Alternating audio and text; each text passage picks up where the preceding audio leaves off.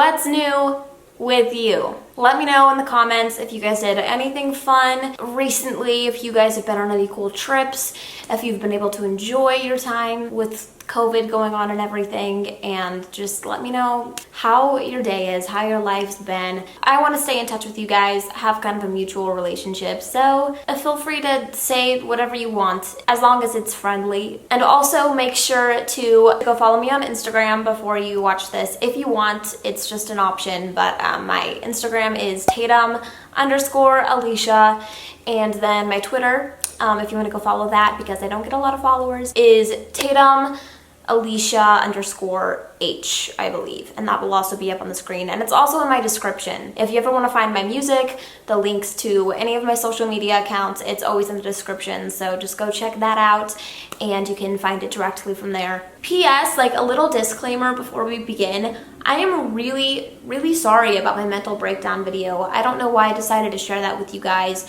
I'm not going to take it down because it's like an important part of me and I want to just be all in with you guys, but also like I don't know what that was. It was like a month ago and actually it was like over a month ago. I just don't know what was going on in my head, but I'm doing a lot better now. So today I'm going to be telling you guys what a typical day in the life is at a treatment center for eating disorders. In treatment, we have abbreviations for things, so we call it residential RTC. Inpatient is very different from residential, and inpatient and residential are very different from PHP, which stands for partial hospitalization, which is different from IOP, and I don't actually know what that stands for. So I'm gonna tell you guys what it was like in treatment before COVID and what it's like in treatment after. So inpatient, the very first thing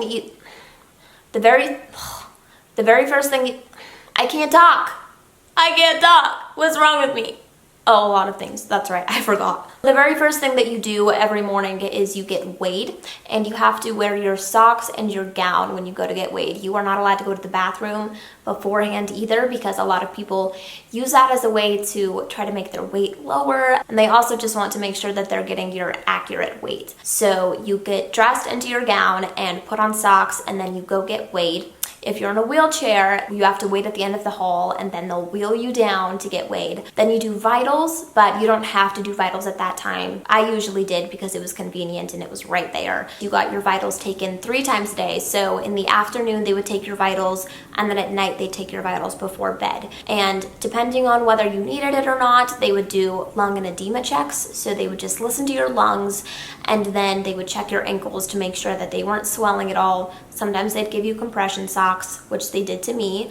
And if you are getting swelling, it's like a symptom of refeeding syndrome. Every morning you wake up at a specific time, and then they unlock your bathrooms. And then you have about 45 minutes or so to get ready. I can't really remember the exact amount of time they gave you on inpatient. And you have a bath roommate who is also your bedroom roommate. Every 15 minutes, they come and do checks on you just to make sure that you're still there, you're alive, and you're chilling. And the way that they do checks is they write a number next to your name, and it's like 1 through 6. The first one, I think, is that you're just chilling basically, and then it goes down the list from there, and it just gets worse and worse. So then you'll have crying, being disobedient. All of those numbers stand for something, and it marks what your behavior is like at that point in time. And I'm not exactly sure what the point of it is because I've never really heard anything from my therapist about checks, because I know that I've had crying checked on my list several times, but it's never been brought up. If you're in the shower, they'll have you poke your head out just to make sure that it's you. It's a little bit awkward, but like not that awkward because you don't have to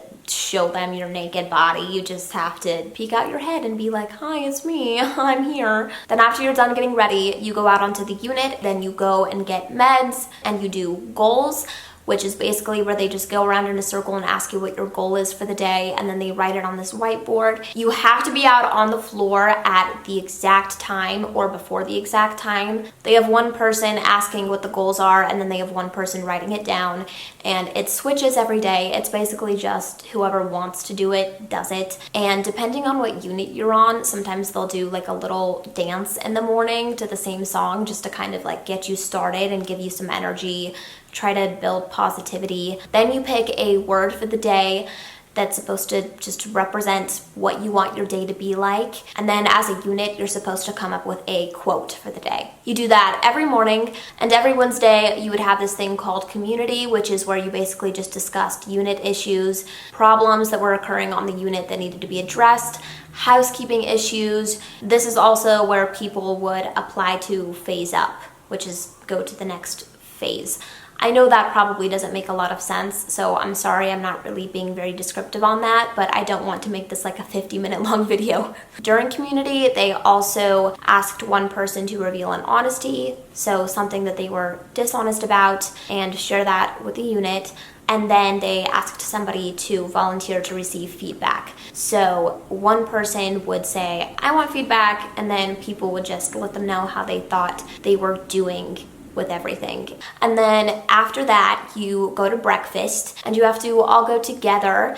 And if you stay back for whatever reason, you have to have a care tech go with you, because while you are on residential and inpatient, you're not allowed to walk around the building by yourself whatsoever. You always have to have a staff member with you. You have 30 minutes to eat. You have a lot of rules, which I have another video on if you want to know what those are. And at meals, there are actually a lot of fun treatment table games. I had never heard of any of these games before I went to treatment, but I think that they're super fun. So if you do go to treatment, have people teach you the games, because they make meal times so much better, so much easier. It just gives you a nice distraction and makes it less hard. Then, depending on what day it is, after breakfast, you'll either go back onto the unit and have free time, or you will go to a group. During free time, you can draw or journal or play board games with people or do puzzles. There's not a lot that you can do because there's not a lot of things that you can take with you. You can also read books. That's another thing that a lot of people did there with their free time. And if you are permitted to, then you can use your free time to go outside with a staff member. And then somewhere throughout the day, you meet with your therapist and a dietitian, and you meet with your therapist 4 times a week and your dietitian twice a week. You also meet with a nurse practitioner that specializes in psychiatry once a week, and then one that specializes in medical stuff. Then you have morning snack, either a free time or group, then lunch, either free time or group, then snack, either free time or group, and then dinner. And after that, it's just free time, and you get your meds.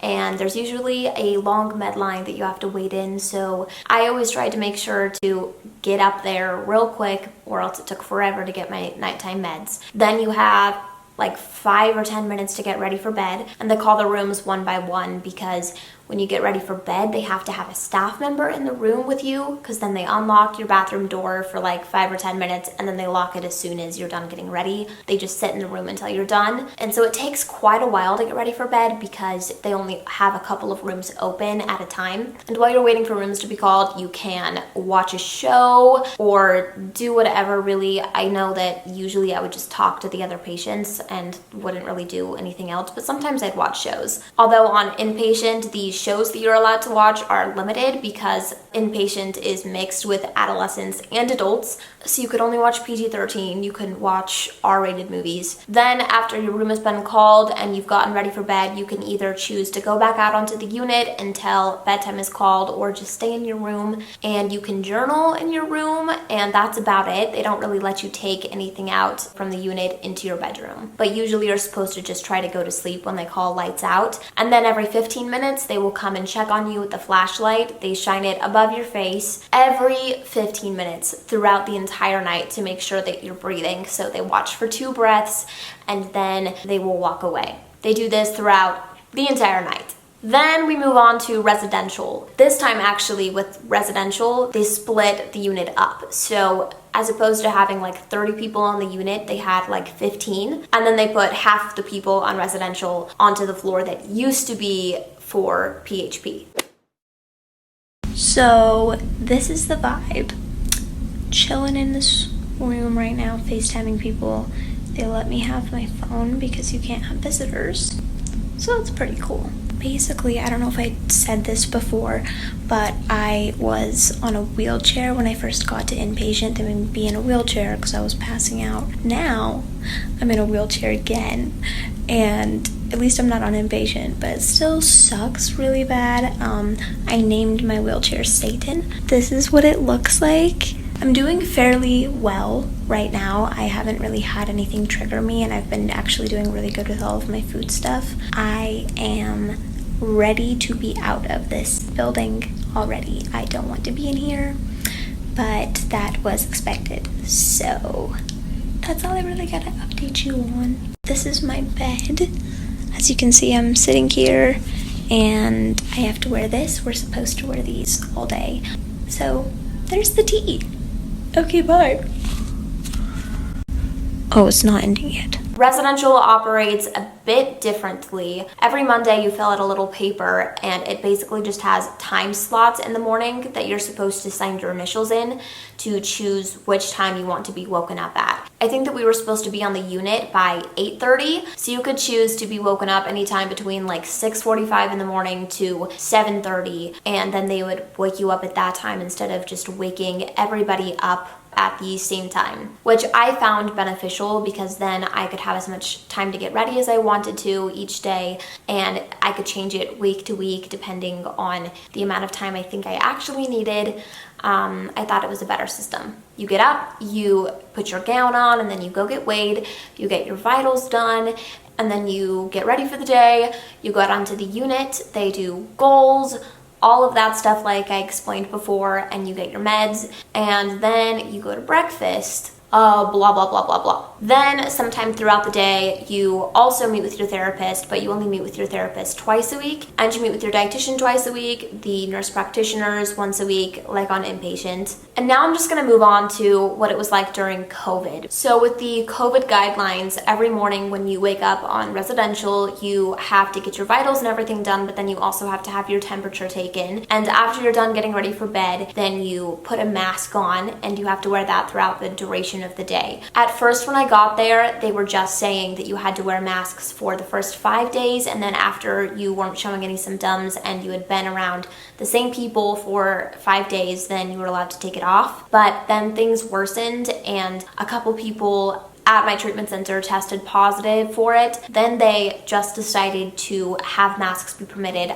at all times, every single day, by everybody. After you got ready for the day and did goals, meds, all of that stuff, then you would go into the kitchen, you'd grab your food and your utensils, and then you would come back out onto the unit, and they had 4 little tables. And at first you could sit wherever you wanted at the tables for meal times, and we ate our meals on the unit instead of in the kitchen because they just wanted to keep us in one secluded area and not interact with the other units nor be in the other rooms that other members of other units had been in. So when I first got there, we had this fun little thing where we would have themes for each of our tables. At one point, each of the themes were care techs or just members of the staff that we liked there. We just drew like a symbol that represented each of these staff members and put them in the middle of each of the tables. And then you would draw out of a cup and you would see like, oh, I have this table, and then that would dictate the table that you sat at that day for meals. But then they decided to enforce new guidelines for COVID, and so they decided to have assigned seats for meal times, and those assigned seats were with the people that you shared a bathroom with. On inpatient, you just had one bathroom that you shared with your roommate, and on residential, you have a bathroom that you share with your roommate and then the people in the room next to you. So there would be a total of 4 people in this bathroom, and then those same 4 people would sit at the same table every day. So the people that you have your masks off around are always the same people. But then, like I said, eventually you just had assigned seats. So right here I actually have a schedule for residential treatments at my treatment center. This was made specifically for COVID-19. And I don't know if you can see it, but the treatment center that I went to is called Center for Change. I don't know if I've mentioned that before. I was a bit indecisive of whether I should share the name of the treatment center that I was going to, but it's not like my house. It's not my home address. It's a place online that you can look up and find easily. It is actually a really good treatment center. I have heard that it's one of the best or the best treatment center in the nation. So I'm very lucky that I have the chance to go here. Highly recommend. There's so many sirens outside.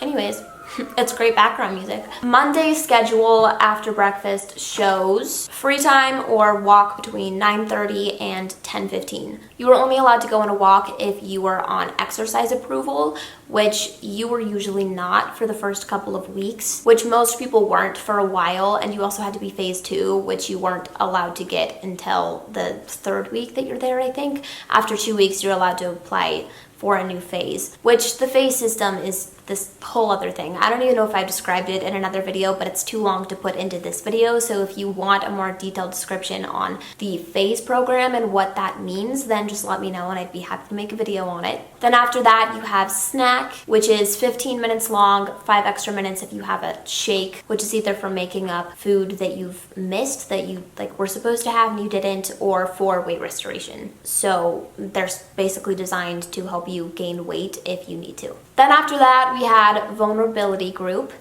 I can't remember even what that one was about. And then we have lunch, and at meal times you're either allowed to choose option 1 or option 2 depending on what your dietitian's guidelines are for you. If you're on weight restoration, you always have to have option 1 and you're always on plated, meaning that the food is just on a tray there for you and you just grab the tray and then put it on the table. If you aren't on plated food, then you can dish yourself, but you always have to choose the first option. And if you are on advanced family style, then you can choose either option 1 or option 2, which is basically just when your dietitian trusts that you can plate yourself appropriately, choose the correct amount of sides and everything that you're supposed to have for your meal plan, and not try to skimp on the things that you have on your plate. Then after that, we had a 12-step group, which is basically just 12-step for Alcoholics Anonymous, but it's for eating disorders. And that group is led by one of my favorite therapists there. Then we had snack, and then we had music therapy group, which was my favorite group. I loved that group leader. She was great. She's amazing. And music therapy, they basically just try to help you find your voice, whether that be musically or by expressing your feelings and needs and wants appropriately. Then we had yoga, and I liked that group, but I also didn't because I just did not want to participate sometimes, and you had to, which, don't get me wrong, I absolutely love yoga, but I was just not feeling it sometimes. Then we had dinner, and then you could FaceTime for 15 to 30 minutes in your room. They allowed you to have FaceTime because you could not have visitors because of COVID. And you also were allowed to have your phones. So you could have your phones for all of free time after breakfast, and then 10 minutes after lunch until you had a group, and then from dinner all the way to bedtime. All of the groups took place on your unit because, like I said before, they wanted everybody to stay in one secluded place. And before, they had all of the groups in different places. So there was a specific room for music therapy, they had a piano, all of this fun stuff. On the weekends, we didn't really have groups. We had a couple, but not very many. On Sundays, we had 0. So we would basically just watch movies all day long. From here on out, I'm gonna leave it to past me to tell how it was, and then I will come back to let you know about PHP, which is, again, partial hospitalization program. Sorry I keep mentioning that. I just really want to make sure that you guys understand what I'm saying and don't get super confused. So this is my 3rd technical day here. I got off the wheelchair already after the first day, and I'm on this walker thing. Yeah. So I named my wheelchair Satan, and the walker is named Satan's Child. So as you can see, I'm really stepping up in the world with this thing. Today is challenge day. So we had churros for morning snack, and then for afternoon snack we had churros again, and then we will have it again for evening snack. So it's supposed to switch off between salty and sweet, but it did not.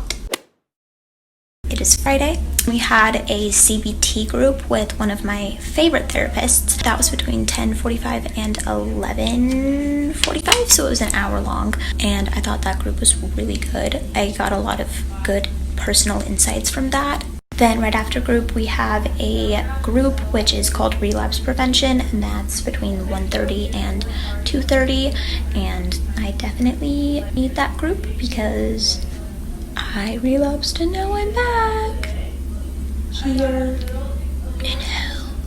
And tonight is FNS, which means Friday night snack, and that's, I think, in like an hour and a half-ish. For F&S, one unit chooses the movie, and then all of the units watch that one movie, and then the next week, a different unit gets to choose the movie, and you all get to choose between like 3 different snacks. You have to take 1, 2, or all 3 of them, depending on what your dietitian says.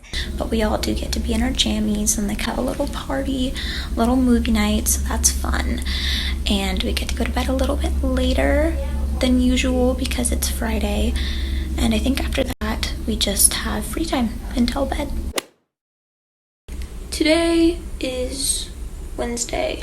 I am very depressed. I've been crying pretty much all day today and yesterday because of a lot of things. I just haven't cared about anything really, which I'm sure some of you relate. Some days are like that.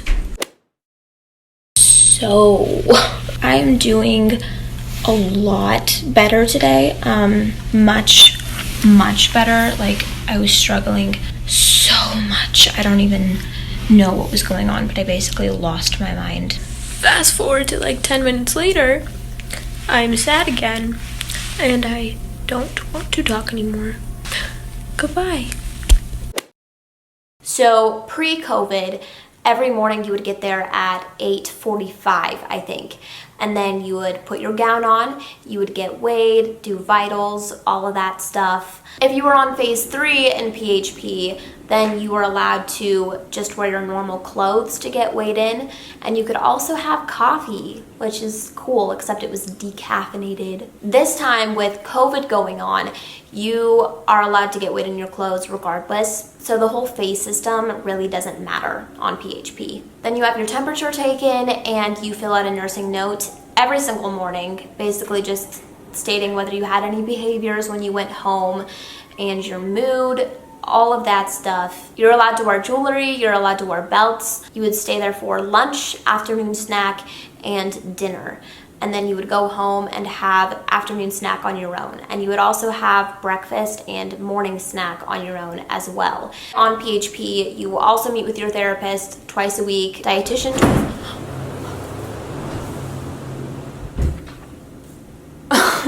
There is a giant windstorm outside, and my bedroom door that goes to the outside just blew open and then shut, and it scared the crap out of me. Anyways, so you also meet with your dietitian twice a week, and therapist twice a week, and the nurse practitioners once a week. Like on residential, this door is going crazy. After breakfast every day, you have an hour of free time, or you can go on a walk if there's staff with you. But that's the only time a staff member actually has to be with you on PHP, except for meals. Because of COVID-19, you have breakfast there and lunch and morning snack, except you're supposed to combine your morning snack with your lunch. And then you have a snack to take home with you. And then you go home and have dinner and snack on your own. So it's a little bit different. And you also have to have your temperature taken before you leave. And every single morning when you get there, you have to go to this tent and have them screen you first, where they take your temperature and then they make sure that you don't have any symptoms, you haven't traveled, been anywhere with somebody that has had symptoms or has been confirmed to have the virus itself. Anyways, that's all. I think I am fairly certain that I missed several things, but honestly, I've been filming for forever and I'm getting really sick of making this video. A TBH. I tried to be as informative as I could, and I would have loved to make a video for you guys there, but obviously that's not something that I can do because of patient privacy and all of that stuff. So hopefully you got something out of this video and you enjoyed it to some extent. I love you all and I hope you have a great day. I'll see you soon. I'm really happy to be back, and peace. The